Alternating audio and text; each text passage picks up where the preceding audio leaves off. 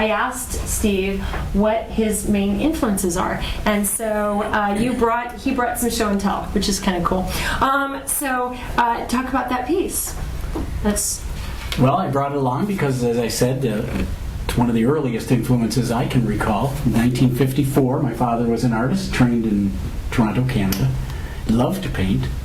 It's beautiful. The colors are beautiful. But he loved to paint, and I was really around that all the time. I thought it was beautiful too. At least it seemed like a wonderful thing to do, and I thought from the time I was little, I want to do that too.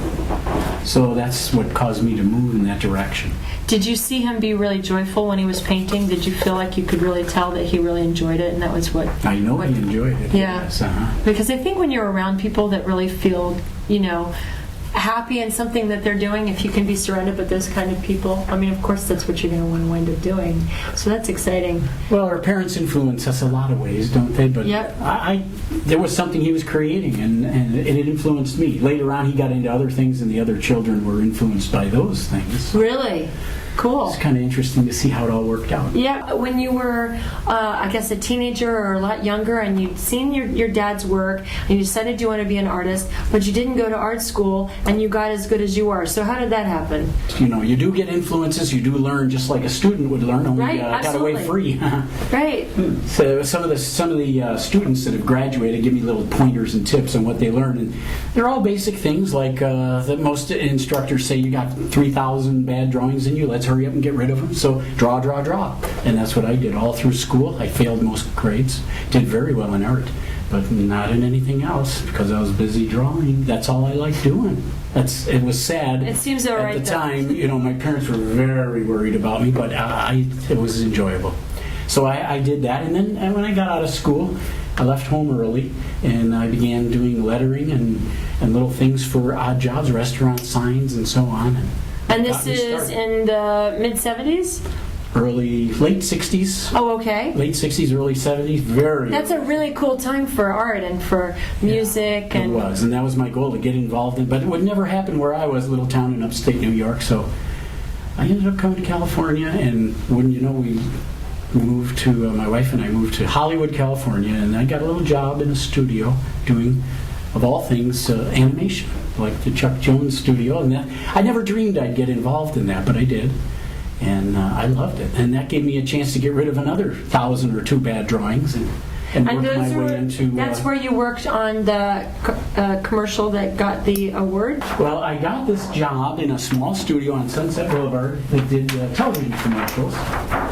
And I really was surprised they hired me at all, but I was glad to have the job because I didn't have the experience that most people need, and I didn't really know much about animation at the time, but they were so willing to train me in what to do. How nice. And they saw something that I had that they could use, and eventually within a year I was doing the storyboards, the character designs, and the animation, which is quite a move up. But a little studio allows you that kind of freedom to grow, And in France, which is where I was raised, there's a lot of focus on apprenticeship. It's very much about finding someone who's really good at what they do and watching them and learning from them. And that sounds like the way that you wound up figuring out how you wanted to do your work and how you wanted to create your art is through these people that you met along the way, because obviously... Oh, and they had a major influence in helping me, of course.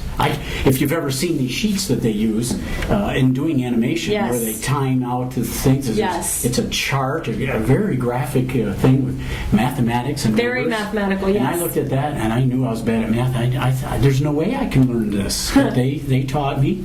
Pretty soon I was doing that, and then because I was able to draw, well, they gave me more and more responsibilities.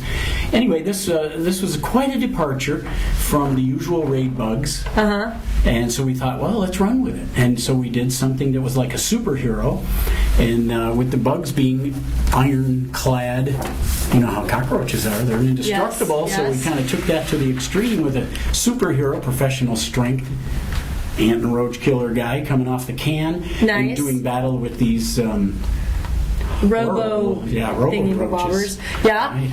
And so these are the storyboards that were used to convince the agency to take a different departure from their usual little bugs. And it looks like Godzilla or something, or Mecha Godzilla, which is Godzilla with mechanical. So that's great. Yes. I love that. So and the musculature and everything. They bought into it, and it worked out well. So we did the commercial, and very different. And then somebody put it in for an award. Well, somebody suggested, hey, why don't you enter that in the Chicago Film Festival? And I never did, and never have since entered any of those things. I scraped up the $35-40, put it in, and it came back as #1 for television commercial. So that was quite a little freaky. Yeah, that must have been wonderful. And it was one of your first jobs where that happened. One of the early ones. This one, I'll say, is pretty much one of the few that I actually got a hand in designing, doing the storyboards, animating, and overseeing the whole thing right to its finish. And usually there's so many people involved in an animated project that you don't have that kind of control. So that was why I kind of really enjoyed doing that. So it was fun. It was. And then there you go, you get your award. That's how that goes. And then here are the really beautiful drawings. You have to show those. Talk a little bit about that work. Well, as with animation, the first drawing is usually the last, and to get a good look at it, an animator will flip through it. I don't know that we'll be able to do that here, but you get the idea that this mass of robotic bugs coming over the horizon don't shoot your art this way and looming fiercely, as the introduction. I think that's so beautiful, and there's so much work on these. These are really wonderful. And it's it's interesting that I handed so much of that particular commercial. It's kind of cool to be able to do so, as you say, to be involved in so many different aspects. And it was different.